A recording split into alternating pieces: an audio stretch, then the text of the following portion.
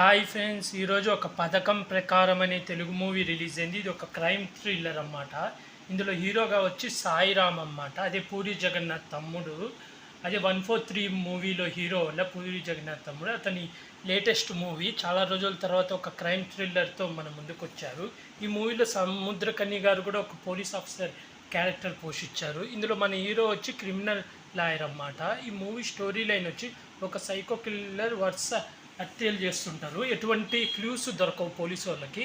అలాంటి టైంలో హీరో కేసును ఎలా సాల్వ్ చేశాడు, ఆ క్రైములు చేసే విలన్ని పట్టుకోగలిగాడా లేదా, పట్టుకుంటే ఎలా పట్టుకున్నాడు, అసలు ఆ సైకో కిల్లర్ ఎందుకు అందరినీ చంపుతున్నాడు, అతని బ్యాక్గ్రౌండ్ స్టోరీ ఏంది, అతనికి ఎటువంటి అన్యాయం జరిగింది అనేది మూవీ స్టోరీ లైన్. మూవీ ఎలా ఉందంటే పర్లేదు, బాగానే ఉంది, యావరేజ్గా ఉంది. అంటే ఇది ఒక రొటీన్ క్రైమ్ స్టోరీ లాగే ఉంటుంది. ఒక పర్సన్ ఉంటాడు, అతనికి ఏదో ఒకటి జరగడం, లేదా ఏదో ఒక దానివల్ల సైకోలాగా మారడం, అందరినీ చంపుతూ ఉండడం, హీరో కనిపెట్ట ఎవరు పట్టుకోలేకపోతే హీరో కనిపెట్టి పట్టుకోవడం, చివరికి మనకు విలన్ని చూపించడం, అబ్బో మనం ఇతరనుకుంటే ఇతన విలన్ అనుకోవడం.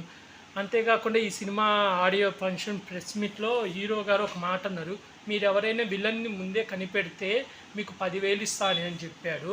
నిజంగా చెప్తున్నా, అస్సలు నేనైతే ఎక్స్పెక్ట్ చేయలేదు. నేనైతే కనుక్కోలేకపోయినా లాస్ట్ వరకు ఈ పర్సన్ విలన్ అని. ఎందుకంటే ఎలాంటి పర్సన్ని తీసుకున్నంటే సైడ్ క్యారెక్టర్లు వేయని వాళ్ళని కూడా, అంటే అతను సినిమాలో ఎక్కువసేపు కూడా మనకు కనపడు, ఒక 6-7 సీన్లలో కనపడతాడు. మనం అతనని అస్సలు ఎక్స్పెక్ట్ చేయం. అలాంటి పర్సన్ని చూపించారు అన్నమాట విలన్గా. ప్లస్ అతనికి ఒక బ్యాక్గ్రౌండ్ స్టోరీ కూడా చూపించారు. అది రొటీన్గానే ఉంది. మనకు చాలా సినిమాలలో జరిగే స్టోరీయే ఉంది. ఈ సినిమాలో మైనస్ ఏంటంటే పాటలు, లవ్ స్టోరీ. నేను ఇప్పుడు నాకు ఇలాంటి క్రైమ్ స్టోరీలలో లవ్ సాంగ్స్ కానీ లవ్ స్టోరీస్ కానీ ఉంటే నచ్చదు. ఎందుకంటే ఇది ఒక క్రైమ్ థ్రిల్లర్, క్రైమీనే జరుగుతూ ఉండాలి. మధ్యలో సడన్గా లవ్ స్టోరీ పెట్టి, పాట పెట్టి, హీరోయిన్ని పెట్టి అనవసరంగా ఇరికిచ్చినట్టు అనిపించింది నాకైతే. పాటలు కూడా అంత బాగాలేవు. Background music okay. మెయిన్ క్లైమాక్స్లో విలన్ రివీల్ చేసేటప్పుడు మాత్రం అదైతే చాలా బాగుంది. ఆ సీన్ అదంతా ఫైట్లు కూడా బాగానే ఉన్నాయి. యాక్టింగ్ వైజ్గా హీరో చాలా బాగా యాక్ట్ చేశాడు. విలన్గా చేసిన పర్సన్ కూడా బాగా చేశాడు. సముద్రకన్య గారు ఉన్నంతవరకు తన రోల్ కూడా చాలా బాగానే ఉంది. డైరెక్షన్ కూడా బాగా ఉంది, కానీ ఇంకా కొంచెం ఇంట్రెస్ట్గా మార్చుంటే బాగుండు. అంటే రొటీన్ స్టోరీయే అన్నమాట. మనకు అతని ఫ్లాష్ బ్యాక్ వెళ్ళగానే దీనికి ఇది రొటీన్గానే ఉంది కదా అనిపిస్తుంది. కొంచెం ఇంకా ఇంట్రెస్ట్గా పెట్టుంటే చాలా బాగుండేది.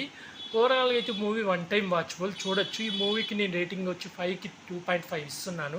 మీరు ఎవరైనా చూడకపోతే చూసేయండి. ఒక పథకం ప్రకారం మూవీ అయితే బాగానే ఉంది. హీరోయిన్ ఉన్నంత క్యారెక్టర్లో బాగా చేసింది, కానీ నాకు తెలిసి సినిమాకి హీరోయిన్ అవసరం లేదు.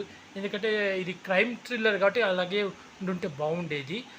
అలాగే ఇలాంటి మూవీ రివ్యూస్ కానీ వెబ్ సిరీస్ రివ్యూస్ కానీ కావాలనుకుంటే నా యూట్యూబ్ ఛానల్ని సబ్స్క్రైబ్ చేసుకోండి friends. Like, share, comment, subscribe friends. Bye.